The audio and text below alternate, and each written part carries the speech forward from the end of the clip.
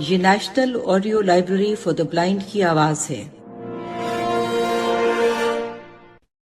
کتاب کا نام نو لکھی کوٹھی، مصنف علی اکبر ناطق، اور آپ کے لیے پڑھیں گی فرحہ علی۔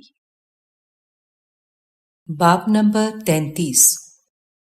مولوی کرامت کی آنکھ کھلی تو ستارے اپنے ترتیب بدل رہے تھے، لیکن کھتیاں صبح کاذب سے ابھی دور تھیں اور فجر کی اذان میں کافی وقت تھا۔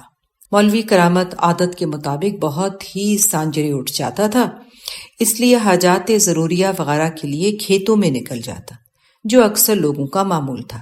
پنجاب کے چھوٹے شہروں اور دیہاتوں میں کوئی سوچ بھی نہیں سکتا تھا کہ گھروں میں جھاڑے پیشاب کے لیے جگہ بنائی جائے۔ کھیتوں میں منہ اندھیرے اس کام کے لیے جانے سے تازہ ہوا اور لمبی سیر کے ساتھ ساتھ روائے حاجت کے کام سے بھی فارغ ہو جاتا۔ کئی لوگ تو اس سلسلے میں چلتے چلتے 3-4 میل تک نکل جاتے۔ بہرحال اس کے بعد مولوی کرامت سیدھا پاس کی چھوٹی مسجد کا رخ کرتا، جس میں زیادہ تر غلام حیدر کی رعایا اور چند ادھر ادھر کے لوگ نماز پڑھنے آ جاتے۔ مولوی مسجد میں پہنچ کر تہجد پڑھتا، پھر قرآن کھول لیتا اور جب تک نماز فجر کا وقت نہ ہو جاتا اسی کی تلاوت کرتا رہتا۔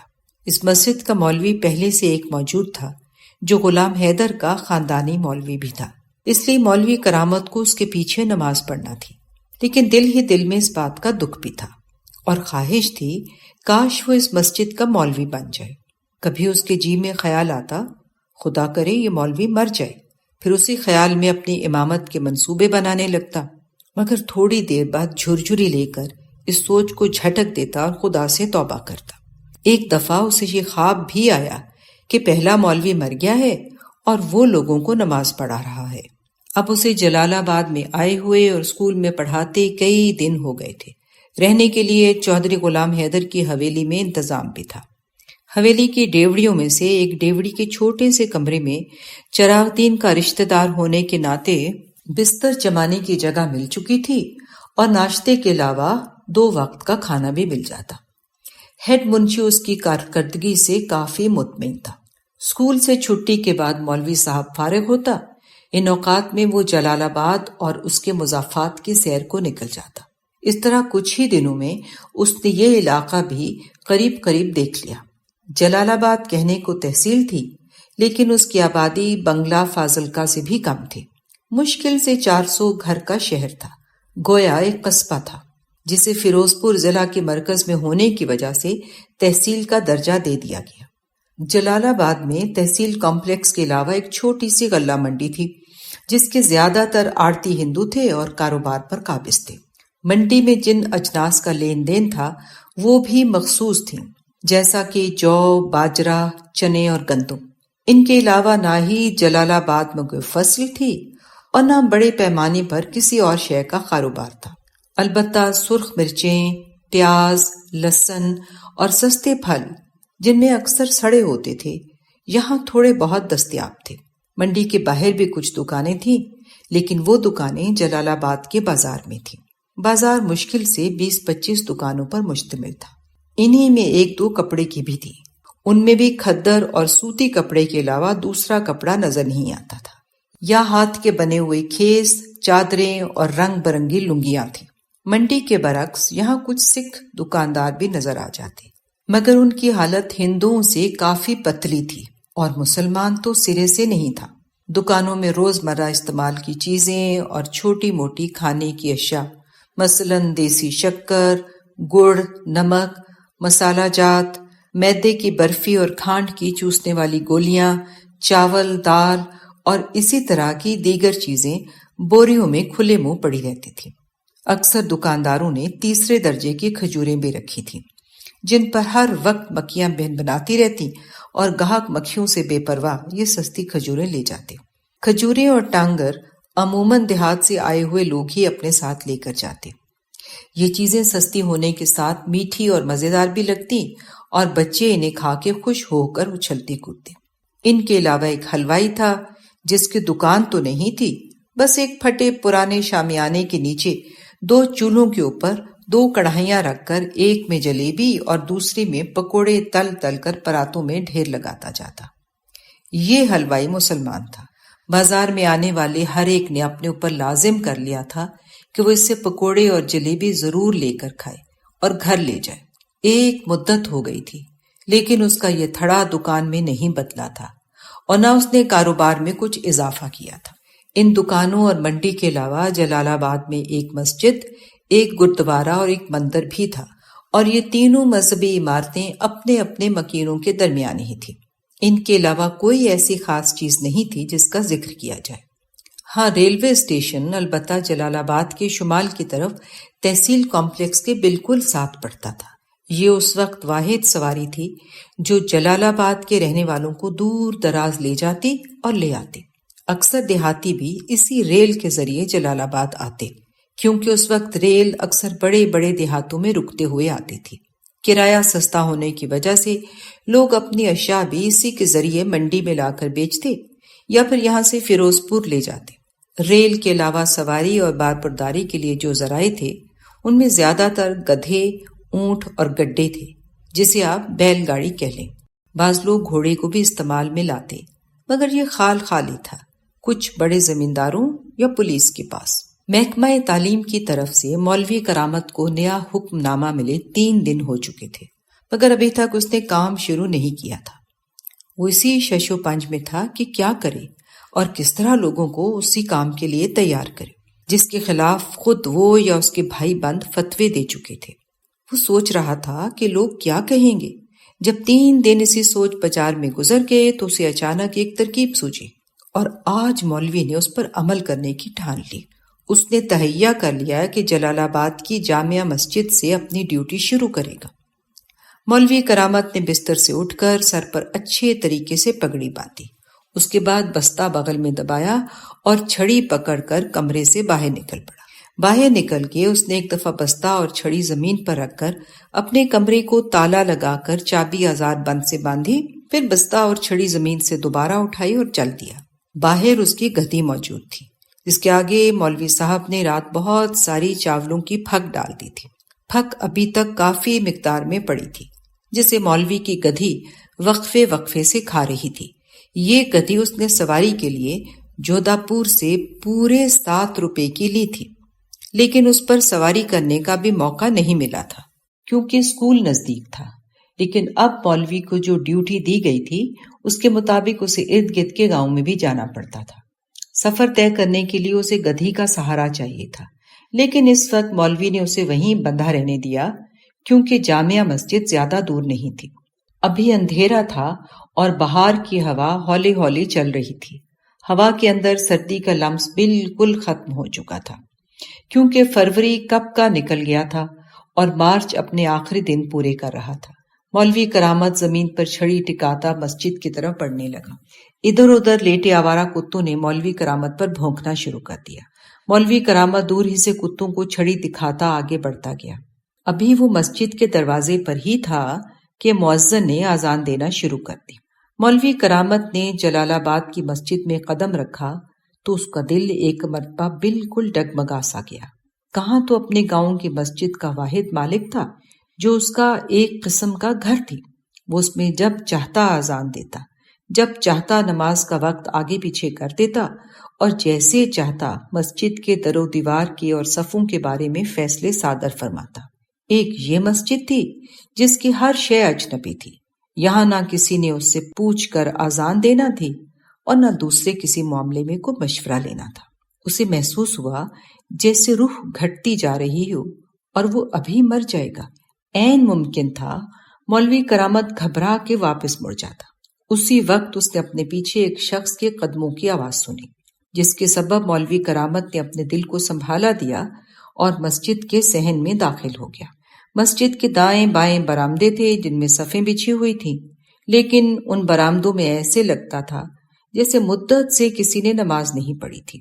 صفوں پر گرد اور سفید سیم ابھری ہوئی تھی جو لالٹین کی روشنی میں صاف نظر آ رہی تھی۔ شاید سردی کی وجہ سے برآمدوں میں نماز نہ پڑھنے کے ساتھ ان کی صفائی کا خیال بھی نہیں رکھا گیا تھا۔ مولوی کرامت نے اپنا بستہ اتار کر وہیں برآمدے میں رکھا اور طہارت خانے کی طرف کا رخ کیا۔ کچھ دیر میں حاجت سے فارغ ہو کر پہلے آرام سے وضو کیا، پھر خاص مسجد میں آ کر محراب کے پاس کھڑا ہو گیا۔ تاکہ باجماعت فرض ادا کرنے سے پہلے نماز سنت ادا کر لے۔ مولوی نے دیکھا جس مؤذن نے اذان دی تھی وہ بیٹھا تسبیح کے دانے گن رہا تھا۔ غالباً اس نے اپنی نماز سنت ادا کر لی تھی۔ مولوی کرامت نے اس سے سلام علیکم کہا اور جواب سنے بغیر ہی نماز کے لیے اللہ اکبر کہہ دیا۔ نماز باجماعت میں کم از کم 150 لوگ جمع تھے اور یہی بات مولوی کرامت کے لیے خوشی کا باعث تھی۔ جب سب لوگ نماز پڑھ کر دعا مانگ چکے اور اٹھ کر جانے لگے تو مولوی کرامت کھڑا ہو گیا اور بولا، بھائیو، کچھ دیر کے لیے اگر بیٹھ جاؤ اور میری بات سن لو تو تمہاری مہربانی ہوگی۔ لوگ مولوی کرامت کی بات سن کر بیٹھ تو گئے لیکن ذرا بددلی سے، کیونکہ وہ جانتے تھے مولوی صاحب کچھ دیر تقریر کرنے کے بعد اپنی کسی ضرورت کے لیے چندہ مانگ لے گا، جیسا کہ اکثر اس طرح کے ملا حضرات کا معمول تھا۔ پھر بھی انہوں نے سوچا کچھ دیر کے لیے سن لینے میں کیا حرج ہے۔ سب لوگ بات سننے کو تیار ہو گئے تو مولوی کرامت نے بولنا شروع کر دیا۔ اس تقریر کے لیے اسے زیادہ محنت نہیں کرنی پڑی، کیونکہ جب سے ہوش سنبھالے تھے مولوی کرامت نمازیوں کو باتیں ہی سناتا آیا تھا۔ میرے مسلمان بھائیوں، میں جلال آباد کے اس بڑے اسکول میں منشی بن کر آیا ہوں جو انگریز بہادر نے ہمارے بچوں کے لیے بنایا ہے۔ میرا ارادہ ہے کہ میں تمہارے بچوں کو عربی، فارسی اور حساب کتاب پڑھاؤں تاکہ یہ بڑے ہو کر بابو بنے۔ گورنمنٹ انگریز بہادر نے مجھے کچھ ہی دن پہلے اس نوکری پر رکھا ہے، لیکن جب میں نے دیکھا اس بڑے اسکول میں تو مسلمان بچے نام کو بھی نہیں، سارے بچے ہندو، سکھ اور چوڑے ہیں، تو میرا جی بہت دکھا۔ اس لیے میں نے ارادہ کیا میں آپ کو خود آ کر گزارش کروں کہ اپنے بچوں کو اسکول میں داخل کراؤں۔ مولوی کرامت کی بات سن کر سب لوگ حیران ہوئے۔ انہیں یہ خیال تک نہیں تھا کہ کوئی مولوی ہم سے چندے کے علاوہ اس طرح کے سوال بھی کرنے آئے گا۔ یہ تو بالکل ہی انوکھا آدمی تھا، بلکہ ان کی حیرت اس لیے بھی زیادہ ہو گئی کہ اسکول میں داخلے کی بات ایک مولوی کر رہا ہے، حالانکہ سب جانتے ہیں ان اسکولوں میں مسلمان بچوں کو نصارہ کی تعلیم دے کر کرسچن بنایا جاتا ہے۔ اسی لیے تو چوڑوں کے پورے گاؤں کے گاؤں کرسچن ہوئے ہیں۔ ان کی حیرانی اور پریشانی دیکھ کر مولوی کرامت مزید بولا، بھائیو، میرے اور آپ کے رسول اور اللہ کے پیارے نبی محمد صلی اللہ علیہ وآلہ وسلم نے فرمایا ہے، علم حاصل کرو چاہے تمہیں چین جانا پڑے۔ لیکن کتنی بدبختی ہے ہمارے لیے کہ ہمارے نبی کے اس فرمان پر ہندو اور چوڑے تو عمل کر رہے ہیں مگر ہم نافرمانی کر رہے ہیں۔ مجھے یہ بتاؤ، ہم اپنے گھر کے پاس بننے والے اسکولوں میں ہی بچے نہیں بھیجتے؟ چین جانا تو دور کی بات ہے۔ میرا اور آپ کا نبی جانتا تھا میری امت غریب ہے، ان کے پاس چین جانے کا خرچہ نہیں ہوگا، اس لیے اس نے کرسچن اور جو شروع دن سے ہمارے نوکر اور ہمارے لیے کام کرنے والے رہے ہیں ان کو اس کام پر لگایا کہ وہ ہمارے لیے اس طرح کے اسکول اور مدرسے بنائیں جس طرح چین میں ہوتے ہیں۔ اب آپ بھی بتاؤ، ہم چین جا سکتے ہیں؟ نہیں جا سکتے نا۔ تو بھائیو، اس گورنمنٹ کا شکر ادا کرو کہ جس نے چین لا کر جلال آباد میں اور فیروز پور میں رکھ دیا اور ہمیں دور نہیں جانا پڑا۔ مولوی کرامت کی بات سن کر مسجد کے پیش امام نے فوراً ٹوکا، لیکن وہ تو مولوی صاحب، رسول پاک صلی اللہ علیہ وآلہ وسلم نے دین کے علم کی بات کی تھی کہ دین کا علم اگر تم کو چین میں جا کر حاصل کرنا پڑے تو اتنا لمبا بھی سفر کرنا، لیکن یہ انگریزی اسکولوں میں تو کرسچن کا علم ہے، ان اسکولوں میں جا کر ہمارے بچے کرسچن ہو جائیں گے اور دین خراب ہو جائے گا، تم نے فرنگی سرکار سے پیسے کھا لیے ہیں۔ مولوی کرامت کو اس کی بات بہت بری لگی۔ اس نے سوچا اگر اسی طرح یہ خبیث مولوی مجھے ٹوکتے رہے تو نوکری ضرور چلی جائے گی۔ اگرچہ خود اس نے بھی قصور میں کئی بار ان اسکولوں پر اپنے تحفظات کا اظہار کیا تھا اور لوگوں کو روکا تھا کہ وہ ان اسکولوں میں نہ جائیں، لیکن اب معاملہ وہ نہیں رہا تھا۔ اس کے خیال میں اب گورنمنٹ نے بچوں کو کرسچن بنانا چھوڑ دیا تھا، لیکن اس جاہل مولوی کو کیا پتا سرکار کا نظریہ بدل چکا ہے۔ مولوی کرامت نے دیکھا کہ بات بگڑ سکتی ہے تو اس نے بڑے تحمل سے ایک نئی چال چلی اور کہا، پہلی بات تو یہ ہے بھائیو کہ اب گورنمنٹ سرکاری اسکولوں میں مسلمان بچوں کی تعلیم کے لیے حکومت مولویوں کو ہی رکھ رہی ہے۔ سرکار نے اعلان کیا ہے جو مولوی اچھی طرح سے دین اور عربی فارسی پڑھا ہوگا اسے سرکار اسکولوں میں تنخواہ پر منشی رکھے گی تاکہ وہ خود مسلمان بچوں کو پڑھائیں۔ اس طرح کوئی خطرہ نہیں رہے گا ان کے کرسچن بننے کا۔ مجھے یہ مولوی صاحب ایک بات بتائیں، چین میں کون سے دین کی تعلیم دی جاتی تھی؟ ہمارا پیغمبر تو آیا عرب میں، اس کے لیے دین اور اس کا علم تو سارا وہاں تھا، لیکن آپ صلی اللہ علیہ وسلم نے یہ کیوں کہا تم چین میں جانا؟ بتاؤ، اپنی سفید داڑھی میں انگلیوں سے خلال کرتے ہوئے۔ اس کا مطلب ہے وہ کوئی اور علم تھا جس کے لیے چین جانے کی ہدایت کی گئی تھی۔ پھر چند لمحے رک کر اور پیش امام کی طرف رخ کر کے، جس کے آگے مولوی کرامت نے گورنمنٹ کی نوکری کا لقمہ پھینک دیا تھا اور وہ ذہنی طور پر شکست تسلیم کرنے کے لیے آمادہ ہو چکا تھا۔ مجھے ایک بات بتاؤ مولوی صاحب، جب بدر کی جنگ ہوئی اور کافر پکڑے گئے تو ان کو آزاد کرنے کی ہمارے نبی نے کون سی شرط لگائی تھی؟ پھر لوگوں کی طرف دیکھ کر پوچھو اس سے۔ ایک شخص جو ان میں سب سے معزز نظر آ رہا تھا اور ہلکی سی داڑھی بھی رکھتا تھا، ایسے محسوس ہوتا تھا پیش امام کا زیادہ تر خرچہ اسی کے گھر سے پورا ہوتا ہے۔ اس نے پیش امام سے پوچھا، جی مولوی صاحب آپ بتائیں کس شرط پر ہمارے رسول نے ان قیدیوں کو چھوڑا تھا؟ جب پیش امام نے چند لمحے تک کوئی جواب نہ دیا تو اس شخص نے مولوی کرامت سے کہا، مولوی صاحب آپ ہی بتائیں وہ کون سی شرط تھی؟ اب مولوی کرامت کو اپنی فتح قریب نظر آ رہی تھی۔ نوکری کی نوید سن کر پیش امام نے ہتھیار ڈال دیے تھے، لہٰذا مولوی کرامت نے بولنا شروع کیا۔ ہوا یہ مومنوں، جب نبی پاک صلی اللہ علیہ وآلہ وسلم ان قیدیوں کو پکڑ کر مدینے لے آئے تو آپ نے اعلان کیا، جو کافر قیدی ہمارے 10 مسلمان بچوں کو تعلیم دے گا اور انہیں پڑھنا لکھنا سکھائے گا ہم اس کو آزاد کر دیں گے۔ اس حکم پر 20 قیدیوں نے مدینے کے پورے 200 مسلمان بچوں کو پڑھنا لکھنا سکھایا اور ہمارے نبی پاک صلی اللہ علیہ وسلم نے ان کو شرط کے مطابق آزاد کر دیا اور پیسے بھی دیے۔ یہ کہہ کر مولوی کرامت خاموشی سے مسجد میں موجود لوگوں کی طرف دیکھنے لگا۔ جب چند ثانیے اسی طرح گزر گئے اور کسی نے اس کی بات کو رد نہ کیا تو مولوی کرامت نے مزید اپنی بات کو پختہ کرنے کے لیے کہا، اب مسلمانوں آپ ہی بتاؤ، وہ قیدی تو پکے کافر تھے، رسول تو رسول خدا کو بھی نہیں مانتے تھے، پھر بھی رسول پاک صلی اللہ علیہ وآلہ وسلم نے مسلمان بچوں کو ان سے پڑھانے سے گریز نہ کیا۔ لیکن نصارہ تو پھر بھی خدا کو مانتے ہیں اور مفت میں آپ کے بچوں کو تعلیم دینا چاہتے ہیں تاکہ مسلمان خود حکومت کرنے کے قابل ہو جائیں۔ ہندوستان پر حکومت کرنا مسلمانوں کا حق ہے اور گورنمنٹ بہادر چاہتی ہے ہم پڑھ لکھ جائیں تاکہ وہ ہماری امانت ہم کو سونپ کر چلے جائیں۔ یاد رکھو، اگر تم اپنے بچوں کو ان گورنمنٹ اسکولوں میں نہیں پڑھاؤ گے تو یہ ہنود اور چوڑے اور سکھ سب فرنگی سرکار کے جانے کے بعد ہم پر حکومت کریں گے۔ او بھلے لوگو، تمہارے علاوہ یہ سب قومیں فٹافٹ ان اسکولوں میں جا کر تعلیم حاصل کر رہی ہیں اور ہمارے بچے ایسے ہی ڈنگر کے ڈنگر بھیڑ بکریاں چرا رہے ہیں۔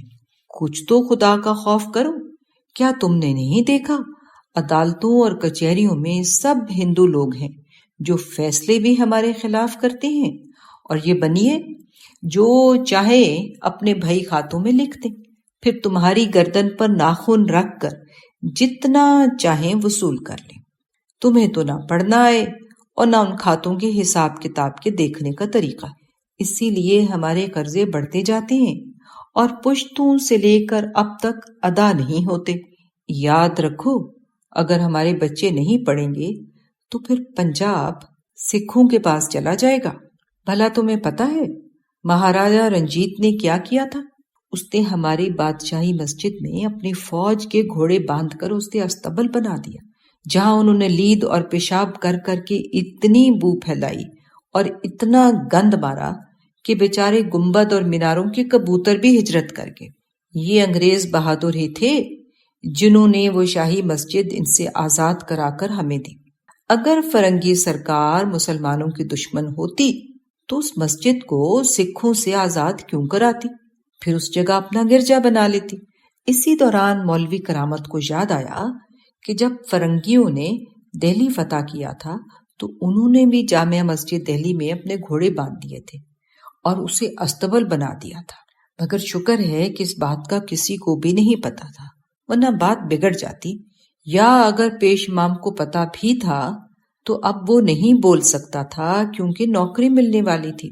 بہرحال مولوی کرامت نے اس بےہودہ خیال کو ذہن سے جھٹکتے ہوئے اپنی بات جاری رکھی، مگر صدقے جاؤں اس منصف اور عادل حکومت کی جنہوں نے مسلمانوں کے لیے یہ سب کچھ کیا، اور ہم ہیں کہ اپنے ہی دشمن، اسکولوں میں اپنے بچوں کو نہیں بھیجتے، اور چوڑے جو ہمارا گند صاف کرنے والے ہیں وہ پڑھ پڑھ کر بابو بنتے جا رہے ہیں۔ یہی حالت رہی تو ایک دن آئے گا ہماری اولادیں ان کا گند صاف کریں گی، جس سے سرکار ہمیں بچانا جا رہی ہے۔ مولوی صاحب، یہ بات آپ نے پہلے ہمیں کیوں نہیں بتائی؟ ایک شخص جس کی عمر 60 سال کے قریب تھی، اس نے سر سے صافہ اتار کر گھٹنوں کے نیچے رکھا اور بولا، ہم تو خط پتر بھی نہیں پڑھ سکتے، کہیں سے شادی موت کا لفافہ آ جائے تو 20 دروازے بھونکتے ہیں، تب جا کر کوئی پڑھ کے سناتا ہے، وہ بھی 100 نخرے کرتا ہے۔ مولوی کرامت نے اپنا وار کارگر ہوتے دیکھا تو مزید اس پر جملہ کسا، تو اور کیا، پھر 100 باتیں ایسی ہوتی ہیں کسی غیر کو نہیں بتانی ہوتی، جس سے خط پڑھواتے ہو وہ بھی انہیں جان جاتا ہے، اور گھر کی بات خواہ مخواہ باہر نکل جاتی ہے۔ پھر یہ ہندو اور چوڑے تو ویسے بھی ہمارے دشمن ہیں۔ بھائی، تعلیم بہت ضروری ہے۔ اس کے بعد مولوی کرامت نے اپنا بستہ کھولا اور اس میں سے ہاتھ بھر لمبا اور آدھ ہاتھ چوڑا رجسٹر اور ایک قلم اور دوات نکال کر بیٹھ گیا اور کہا، جلدی سے اب اپنے 12 سال سے کم عمر بچوں کے نام لکھواؤ۔